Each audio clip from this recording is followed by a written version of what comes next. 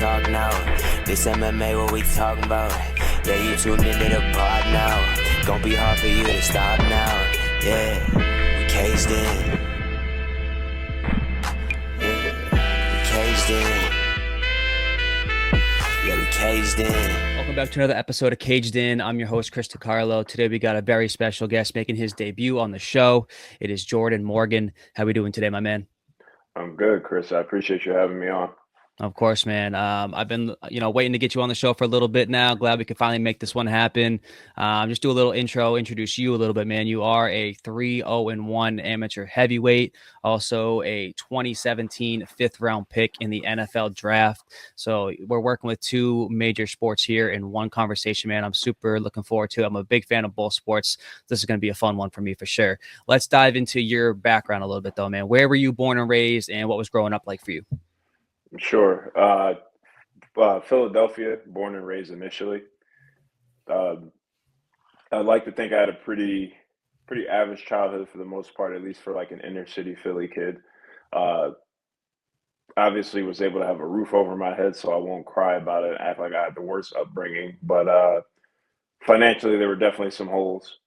And I think my parents did a good enough job of trying to make it work for us.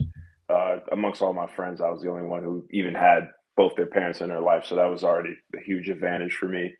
But I'd like to think a lot of the things my dad talked about to me when I was a kid kind of stayed with me throughout adulthood. One thing he was always big on was being a hard worker even when nobody was watching, and understanding that you have the power to control your fate. I think things like that, you tend to hear stuff like that day in and day out, but I don't know how many people actually take it and run with it. But I kind of let that be the core, the foundation for the man I eventually became and continue to become. Yeah, man, that's awesome. And growing up, through school and whatnot, obviously you were a football guy. Were you just strictly football, or did you dabble in other sports as well? So interestingly enough, I didn't get to football till the very end of high school and right into college.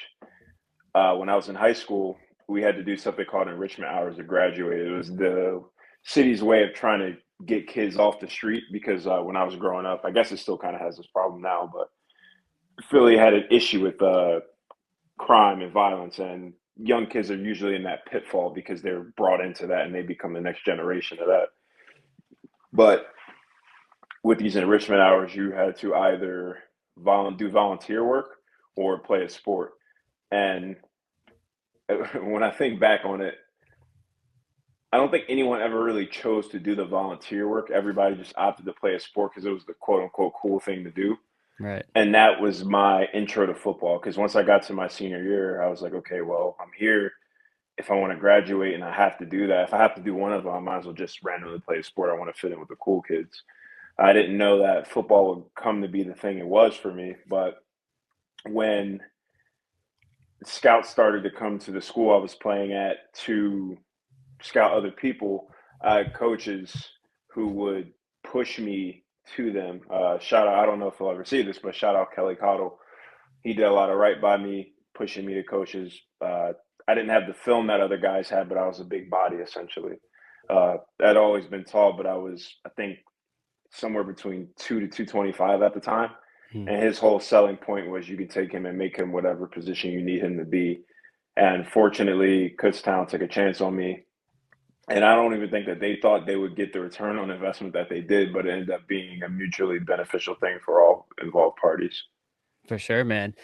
You mentioned Kutztown. I know you played guard over there in Pennsylvania. It is a D2 school. Talk to me about the recruiting process. Was Kutztown the only school, on the table for you? Did you have options? What was the recruiting process like for you out of high school? So it was definitely awkward because, like I said, I didn't have any film really. Like I think I played in maybe 3 games in high school, but I didn't even really play. I had no idea what I was doing. I kind of was just out there. But Delaware Valley, which is a Division III school, and then Kutztown were the only schools who were interested in me. And interestingly enough, later on down the road, the head coach at Delaware Valley at the time, Jim Clements, ended up becoming the head coach at Kutztown my last 2 years. So it's funny how it was like a full circle moment. But the process, it was one of those things where I didn't really know much about it. So my whole thing was, I'm just going to continue to train hard. So if somebody does let me come play, I don't embarrass myself. And it was it was a little bit of a contrast because you see how the players who colleges actually wanted were treated versus like somebody like me who's pretty much begging to come play. And there's definitely a little bit of favoritism there, but I get it because, in that sense, like you're trying to build a program, you're going to try and take the best pieces. And whereas with me, I haven't shown you anything. So you're just sitting there like, well, hey, like it sounds good, but like I don't know that you'll be able to deliver the way I need you to. But in like throughout that recruiting process, throughout college, and even now in MMA training under David Branch, I never really let little thoughts like that get to me because at the end of the day, whether you're happy when you give me the chance or not, so long as you give me the chance, I know that I'll put in the work. That's like the one thing I don't have to worry about. To me, that's the easy part of it all. Right, man. Putting in the work, is the most important part of all of it, man. It seems like that's kind of been a through line for your entire story so far, man. So it's cool to see that you've had that from the beginning and still continue to carry that up until today. At Kutztown, man, you played 43 games, clearly caught the eyes of some NFL scouts there on the D2 scene. What was the experience like for you as a player at Kutztown, and how would you summarize your college career? The experience was crazy, man. I guess for anybody, when you go to college, you go in there a kid and you come out an adult, more or less. But when you play a sport, it's a little bit different because there's such a sense of community in sport and you're taking things from different people and you learn a lot about not just yourself, but the world as well and just how you fit into that whole equation. When I first got there, like I said, like I pretty much begged to be there. They put me on the team, but I wasn't on scholarship, and they told me like we can't really give you money. We don't know if you can play, and I didn't take that personally because logically it makes sense. Like I said, you want the best pieces if you're trying to accomplish something. If you want a national championship, you take national championship caliber guys. You don't just take whoever.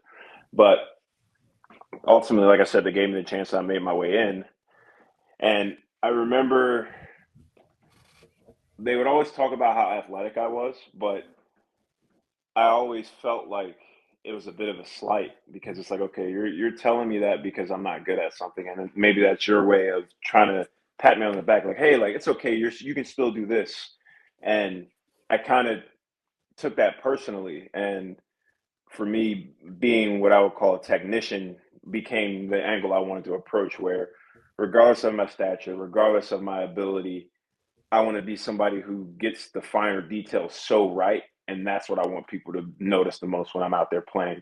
And I would see quickly too, like that is how you transform your game. Like trying to be a physical freak is awesome, but eventually you get tired and then you suck. Or you meet somebody who's a better or a bigger freak than you, and now you just get beat. So it kind of became a weapon for me too, where I was like, okay, if I'm physically more impressive than somebody, I can get away with certain things. But if I'm not, I also have this entire toolkit of things I can refer to, and I'll always find a way to win the matchup. But that was something I developed and gained like over the course of my like 4.5 years there. My very first year playing, our old equipment manager, he used to call me Hold Me Jordan because I would get holding penalties every game. I would get screamed at by the head coach, the equipment manager, other players would talk shit to me. And at the time, initially I didn't realize like what that meant. But over time I'm like, damn, not only is it embarrassing, but it makes it look like I can't play and I'm also potentially losing my team games now. And I remember being so butthurt by like that comment that going into that off season, I had so many talks with myself where I'm like, yo, I'm coming back and I'm going to win every fucking award. I'm going to prove everybody wrong. And that following season, I got all conference, I got all American, and that kind of started the tidal wave of accolades and recognition. But I'll never forget that first year because I was such a bad player. And obviously, like I said, I hadn't played years like like most other people do. I was just new to the game. And it doesn't matter what you're new to. Like if you're new to something, you probably suck at it. But I took it as a sign of like, okay, well, I just need to work harder, that much harder in order to catch up to these people. If these guys are in here 3 hours a day and I'm in here 3 hours a day, they're already ahead of me. So I'm still behind if I match that. So I have to turn that 3 hours into 6 hours or whatever else it is. And it doesn't always have to be a time commitment, but there has to be something more. Like I learned to look at the whole problem and be like, okay, well, if I'm not great at this, I can sharpen this, but what am I really good at? And I need to figure out how to best use that time and allocate it so that I can make up for my shortcomings. And it's funny, even now, I feel the same way in MMA as I did in football, where I'm being thrown into the deep end of the pool really fast, but instead of screaming and complaining about it, figuring out the best way to get brought up to speed so that I can swim just like everybody else. And by the end of that college career, that same mentality every offseason, I was like, okay, I want to be better. I was really good at this. What was I really bad at? Let me clean that up a little bit and let me figure out what else I'm really great at and continue to compound these things. And every season, I just continue to become more dominant. Awesome, man. I do want to also touch on your NFL draft process. You know, for me, I'm like before I started podcasting and doing all this stuff, my drug of choice was the NFL draft, man. That's like my thing. I watch tons of tape, big boards, positional rankings, East West Shrine, Senior Bowl, all that stuff. Me and my brother are huge draft nerds, man. We love that stuff. So I got to talk about your pre-draft process, man. I know you were over at the Senior Bowl. You competed at the Combine. What was your pre-draft process like? How extensive was it for you? And just kind of talk to me about that stuff. First off, respect for being such a big fan of that, because there's a lot of football fans, right? But yeah, you're talking about pre-drafting process and all-star games. That's like very niche. Yeah, stuff. those Senior Bowl practices, man, that's like must-see TV in my house. Bro, literally like that. Yeah. You will get drafted an entire round sooner if you do good at something like that. It's really important. But the pre-draft process was a little crazy. A lot of guys typically have somebody in their corner who's done it before, whereas for me, I was brand new. The only person who I had been in consistent contact with who had any type of NFL experience was my position coach at the time, Corey Woods. And I believe he spent a pre or an off season with the team, but I don't even think he spent like extensive time with them. So I was coming in there not really knowing what to expect. But like I said earlier, my whole thing was, even if you don't know, then you just need to figure it out really fast. I signed with an agent immediately after graduating, and I remember I graduated on a Thursday, I want to say, and that Monday I was living at a training facility getting ready for the Senior Bowl, the Combine, all that other stuff. And the prep is just training, right? Like you train for the events, you train to still hone your skills, and that's for like people's combines and pro days, which anybody who's aspiring to be a pro is going to try to do. And you can more or less do it. That's probably the least trickiest part of the entire equation. But for the guys who are invited to all-star games, you had a decision to make because, one, like if you play, you could potentially get hurt. But two, to play in an all-star game, you have the chance to boost your draft stock. For me, being a small Division II guy, I'm like, okay, well, I need to play in that because I need teams to know that I'm better than just the guys here. I remember I'd had a history of shoulder issues throughout college. I had torn ligaments in both of my shoulders, and they would slide in and out of sockets. And I actually didn't know that until I got to the NFL. But I remember my final game of college, it happened, and I was basically playing with one arm for that whole game, and it was like a championship game. Sadly, we ended up losing, but I remember training for the Combine and the Senior Bowl, because the Senior Bowl was like literally a month after that game. And I remember training for it thinking like, damn, I'm in here compromised because I really only have one good arm, but I still need to be able to put on and like boost my stock, because if you're invited to that game and Phil Savage, the guy who runs, I don't know if he still runs it, I'm out of touch with that stuff now, but Phil said everybody who plays on the Senior Bowl roster cashes at least one NFL paycheck in their lifetime. And I remember when he said that, I was like, damn, I can't afford to not do good here. Right. And I remember the first day I actually did really shitty. And I felt so out of my element because I'm like, damn, everybody's just bigger, faster, and smarter than a lot of the people I played with at the Division II level because you're going against the top guys in the country. Right. But as much internal panic as I felt about it, I had that same talk with myself that got me through college. And I was like, okay, the first day fucking sucked, but I still have 2 more days. I have to make a strong impression these next 2 days. And by the end of the game, I actually won an award by the end of the week.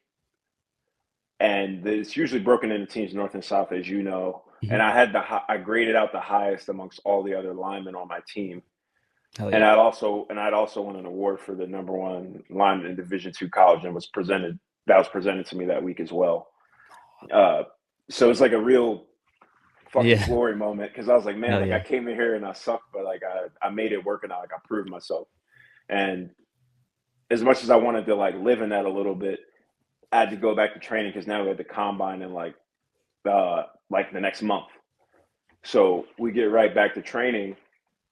And 2 weeks before the combine, articles are getting released, and people had me projected as a sleeper pick. The old lineman projected to smash every record at the combine because in my testing I was. In my testing I broke the record for the vert, the broad, and the L drill, and I was really excited about that because being a small school guy, you do stuff like that, your stock only goes up. Teams are like, man, we can take this guy and turn him into whatever. And as optimistic as we were all feeling in my facility, a week before the combine, I had got a hernia. I got a hernia and I had sprained my ankle because leading up to it, I was spending extra time sticking around, continuing to work my 40, going through all the other drills, and not really putting the same emphasis on rest and recovery as I do now or I did when I was in the NFL, and entered into it with those 2 injuries. And they pretty much asked me after all the physicals, they're like, hey, you can still perform, but do you want to? And I remember I didn't even tell my agent about it because I was like, I don't want to get talked out of this. This is my opportunity to prove something on the national stage, and I just got to figure it out. Looking back, I don't regret it doing it because I think it was an amazing experience, a once in a lifetime thing, literally. For sure. And as injured as I was, I did roughly average for all those numbers. But I thought it was still good to do average coming in with 2 injuries. But I was really hoping I could push through them to break those records and get more notoriety, but it just didn't work out that way. And throughout that entire time, especially at the All-Star games, you're in constant contact with teams. They're blowing you up, asking you questions, having you meet different people because they're trying to learn everything about you. Yeah, Not I've just heard if some you can crazy play. stuff about those questions too, man. They ask you Yeah, some wild things. I got one for you. When we were at the combine, I met with the Seahawks, and I was there with Pete Carroll, and I was there with I don't even know what he was, like some type of psychotherapist, something, I don't know. And their whole thing was they made me have a staring contest with a water bottle. They're like, if I told you to stare at that, could you? And I was like, yeah.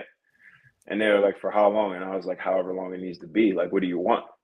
And they basically went back and forth asking me questions like that, trying to assess, I guess, in some way, my mental fortitude, how willing I am to do something like that. And as silly as it sounds, I don't remember the exact duration of it, but I was staring at this bottle for what felt like minutes on minutes, and I hadn't blinked once. And afterwards, the conversation was really short, and I would just see them do something of that sort with different players that came through. And I remember walking away from it thinking, like, what the fuck did I just do? Like, what was the point of any of that? Yeah, what does that have to do with football? Yeah, I was like, I don't know, but I hope they draft me. And you have like crazy encounters with every team. Like, they want to know the type of man you are, how much football do you know, what did you ever do for work, how your family is, because it's a big investment, right? Like, you're a first round pick, you're signing a contract that's millions of dollars. You don't just throw that as something that you don't know every in and out about. But I remember leaving the combine and then immediately getting for Temple's pro day like the next week or two. and just thinking to myself, this feels right. Everything I'm doing right now, like I know what it's working towards, and it feels like it's supposed to happen. Right. And by the time I was done the pro day, I felt like I did decent enough in all of the events to have a decent stock. And my agent was in touch with me, letting me know, he's like, hey, we might be bottom of the third, but we could be beginning of the fifth. It depends on where the other guards move on the board. And that is how the war room usually works. And I remember I knew I wasn't going to be a first round pick. So I was like, I'm not worried about the first day of the draft. But the second and third day, I had a party at a friend's house. And I remember just being grateful in the moment. I didn't care who I played for. I just wanted to continue playing football and getting better. And throughout the whole process, I probably spoke to the Broncos and the Ravens the most. Swore I would end up on one of those teams. Low key, wish I did. But Chicago is the team that ended up calling me, and I remember being so shocked because they were the team that coached me at the Senior Bowl. Right. And after that first day, I was like, yeah, this team ain't gonna want anything to do with me. But that was the one that wanted me that day. Yeah, that's awesome. It's crazy how those things kind of end up working out, man. I feel like there's like a lot of connections between like the coaching staff that coach you at the Senior Bowl. They have a little bit of a better knowing of you more so than some of these other front offices as well, just because they've had hands-on experience with you. And then obviously there's always those weird connections of like how they end up getting drafted onto those teams more often than not, just because of the familiarity there. You ended up spending time in the NFL with, the Bears, the Bears, the Titans, the Jets. You went over to the CFL with Calgary, the XFL with the DC Defenders. When you look back at your pro career, obviously everything didn't kind of work out the way that you were probably wanted to or hoping to. But what did you learn the most from your NFL career, and how would you summarize that looking back on it? I would say what I learned the most was the ability to be a pro. Now, obviously, that sounds very general, but one thing that I had a teammate say to me in my second year, I remember my first year in Chicago, things were going fine until I got hurt and I needed to get surgery, and I was on IR for the year. My second year, I remember always being like pissed off because we had a new coaching staff, new coach, and I felt like I couldn't get anything right. So I'm so used to an open door communication. Like, hey, like if I'm not getting it right, I'll just sit down, we'll talk, we'll figure out what I need to do better, and I'll go from there. And he wouldn't make the time for me. And this fucked me up for a long time because I'm like, well, that's how I always got better. I either figured it out myself or I asked the person who knew, and that was that. But this was an instance where neither was really going my way. And that teammate said to me, he's like, well, Jordan, you got to learn how to be a pro. And I was like, what do you mean by that? He's like, you should be able to get better regardless of him. If he's not going to help you, then find somebody who will figure something else out. It's not on anybody else to do it but you. And to hear that, even though I thought I was doing that, what it made me realize is you can always do more. And to be a pro, you find a way to get the job done regardless of what that circumstance is. Now, you already have the answer, then perfect. But if you don't know the answer, to be a pro is to go figure out what that means. For sure, man. I want to transition over to your MMA side of your things. Thank you for talking about the football stuff, man. I know this is an MMA podcast, but as a fan of both, I like to dive into that stuff as well because I just like to geek out about that stuff. So thank you for that. Let's get into MMA a little bit, man. You are 3-0-1, as I mentioned, as an amateur heavyweight. How did you get introduced to the sport of MMA, and why did you decide to make the transition from football to mixed martial arts? Sure. So I got into it in a pretty unconventional way. I mean, by default, I don't think most pro athletes jump from one sport to another. But when I retired from football, I spent a lot of time around my little brother. He's only 4 years younger than me, but he was a boxer the entire time I played football. And over the years, when I had my resources from football, I would fly him like UFC events and we'd just see the fights. Him being a fan made me be a fan, essentially. And as I spent that time not on a team, but with all this free time in Philly, I would drive him around to different gyms trying to help him find a gym. We didn't know anything about any of them, but we just like, hey, this one's closed. Hey, there's no one at this one. And we just kept going. We eventually got to a place called Martinez BJJ in Northeast Philly. And he fell in with those guys quick. And since I had nothing but free time, I would just take him there, hang out for a little bit, drop him off, and then go back to my place. and it has guys like Chris and Kyle Dawkins and a few other pros in there too, and they were like Hmm. UFC guys. I mean, Chris was top ranked for a while. Yeah. Like, he's top ranked when I started getting into it, but they were super encouraging, and I tried a few classes. And when it came time for me to move, because I finally got a corporate job and I was moving to New York, Hmm. I was like, hey, like, what place in the area is legit? I really want to learn. I want to continue to learn this. Like, I don't want to go to, and this is no salt, but like one of those UFC gyms, and you go there and it's more like hip hop, cardio, something, as opposed to like learning like the actual ways. Hmm. And they told me David Branch is probably the most legit guy in the area. And I met Dave, and I started going once a week, turned to twice a week, turned to 3 times a week, turned to I want to compete. And the rest is history. That's awesome, man. As an offensive lineman, you were 300 pounds plus, MMA heavyweights, weight limits 265. Talk to me about the body transition of going from a lineman carrying all that weight to shrinking down a little bit. I say shrinking down. You're still a large man, Yeah.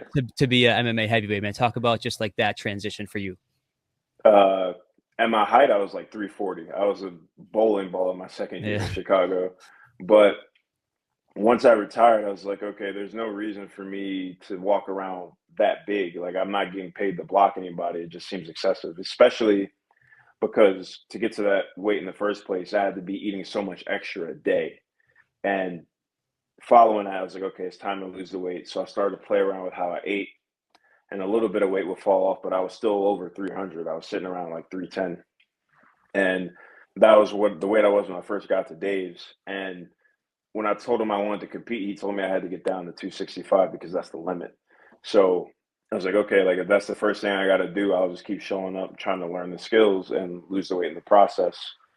And it took me about 2 years to drop it all. I guess it ended up being 90 pounds, but at my lowest, I was 240. But I was dying when I was at that weight. Uh, it ended up being a thing where I think the lessons I learned from like football and all the other hardship, I just applied it to the weight where I'm like, okay, how much do I need to lose? Then I'll just get it done. I'll play with that. I'll work out harder. I'll work out more. Once I plateau there, okay, I'll start playing with the nutrition. And I just kept going back and forth until I got there. That's awesome, man. You mentioned, David Branch. I know you train over at his gym, David Branch Jiu Jitsu. Talk to me about the gym and the culture that's kind of being built over there with you guys. Yeah. So uh, it's, I guess my former experiences, when I think of like a community, I think of a football locker room because it's a very different type of place. Hmm. Now, while I don't think you can emulate that anywhere, the sense of community at Dave's is amazing. I feel like it's probably the first time I'm in a room full of a bunch of different people and there's not a bunch of like egos and pissing contests everywhere. Obviously, it's a combat sport, so there's going to be that involved. But if there's somebody in there who's better than you for one reason or another, they'll always offer to help you. They'll always like try to find a way to work with you, and that stood out to me because I wasn't used to an environment like that. And now we're starting to amass a little group of fighters, and Dave's just been great. We have different people coming in every week to work with us on different things, and everybody's doing really well right now. We push each other. I think we each bring something new to the table, and me with the whole football and team background, I use that to try and be the glue for the group. Hell yeah, man. Love to hear that. You made your MMA debut in September of 2023. What are the emotions like walking out to the cage versus walking out to the football field, man? Are there any similarities? Are there any differences? Were you more prepared for it given your, sports background already, or was it everything kind of feeling new and fresh to you still? In a lot of ways, I feel like I was probably more prepared for it. People always ask me like the week of the fight, like, am I ready? Am I nervous? And I feel like everybody goes through like general high and lows, but I never really feel nervous. Hmm. Even fight day, it's like the same thing as football, like playing in front of 30, 40, 50,000, however many people. I feel like once you're like staring down a barrel at your objective, like that's all that matters is you and the objective. I was saying this to some friends and other people who came to like the last fight.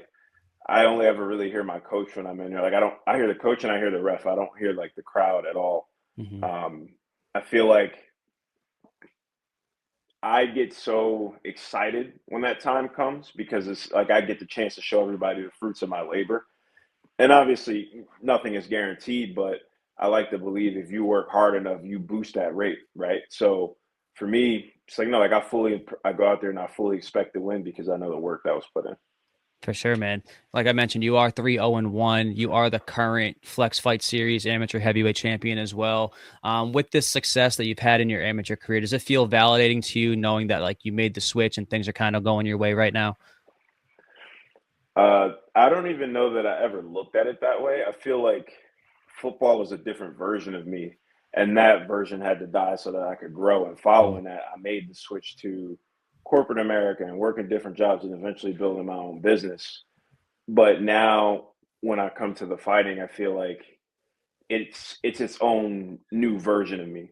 I think the lessons learned in football make it easier because I know resilience, I know hardship, and I know how to believe in myself when things get dark. But I've never felt like there was a competition between the two of like what made me feel like different things. You know what I mean? For sure, 100%, man.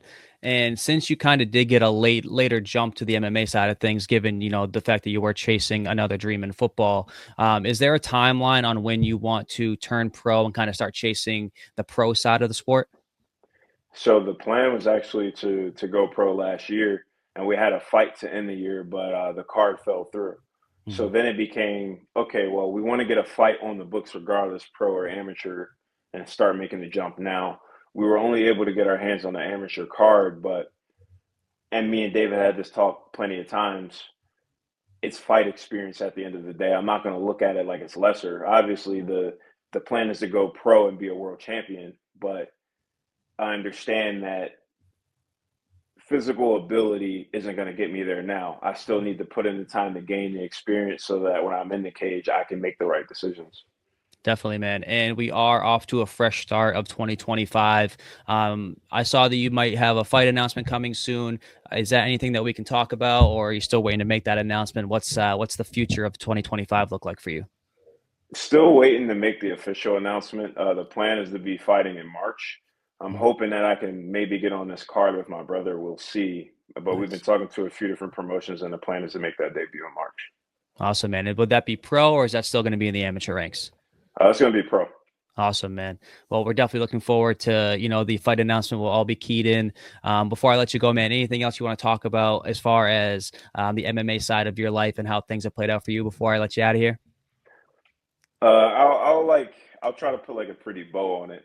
Yeah, for sure. um, in a lot of ways, as crazy as it might sound, fighting feels spiritual for me. I don't think a lot of times when you see somebody who's in a sport, you get these stories of people who had the worst life, and all of a sudden, like it's like a complete 180, and now like they're living the dream. I think I'm a person who I don't need fighting, but fighting became something so special for me. I can associate myself away from it, which is something I couldn't do with football, but in a lot of ways, I feel like learning to give this much of myself to something and try to make a name for myself in something, but still being able to be Jordan without it gives me a different type of feeling of empowerment about it all. For sure, man. And where do you see the ceiling for yourself in the sport, man? Do you when you look at like the how far you can take this thing, man? How high is your confidence, and where do you put that ceiling for you? Honestly, believe I'll be in the UFC eventually. When I look at the heavyweight division, I think there's things I do better than a lot of guys in there now. It's just a matter of continuing to grow and gain a little bit more experience before we get the opportunity to show it. 100%, man. Jordan, I appreciate you for coming on and taking the time, man. It was awesome having a conversation with you. Where can the people come find you on social media, and how can we keep following your journey? So Instagram, obviously, huge platform, and I've started a vlog on YouTube too to just keep track of all this stuff, and I'll just be talking about different things. And if anybody's ever curious about anything, just let me know, and I'd love to yap about it. Awesome, man. Jordan, thanks for coming on once again, man. Thanks for taking the time. It was awesome talking to you. I will be keeping an eye out for that fight announcement, man, and best of luck to you in the future. And I appreciate you, brother. Thank you. Broke that down for the count and he can't even talk now. This MMA, what we talking about? Yeah, you tuned into the pod now. Gonna be hard for you to stop now. Yeah, we caged in. Yeah, we caged caged in. Yeah, we caged in.